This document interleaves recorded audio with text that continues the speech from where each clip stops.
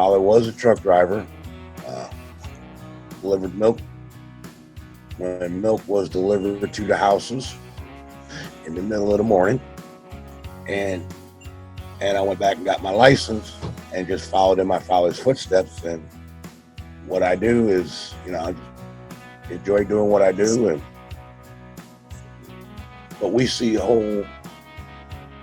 what the country's got to offer, what a lot of people don't see.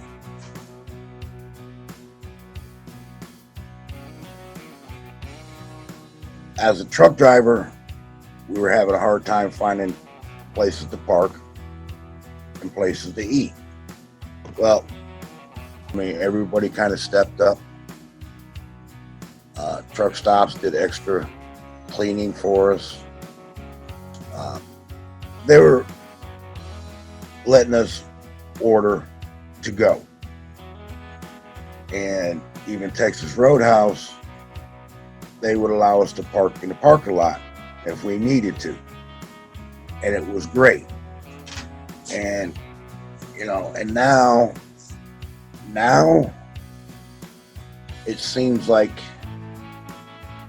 they've forgotten about us. Truck stops are closing the restaurants.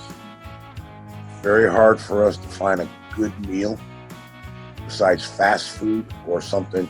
And with everything else going on, it seemed like we went from heroes to targets. Now we got to fight the pandemic, plus we got to fight protesting. It's making it real hard for us to get our jobs done.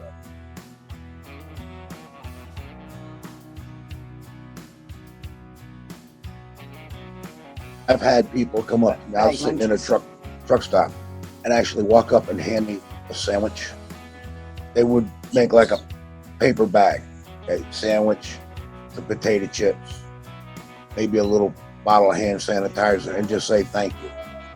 And that meant so much.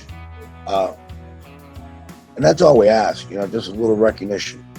I had one driver, I was in Ohio, over there in Columbus, and I was just driving down the road. I had my wife with me, and the guy blew his horn at me as he was going by. And he said, thank you. I said, well, what'd I do? She said, you're a truck driver.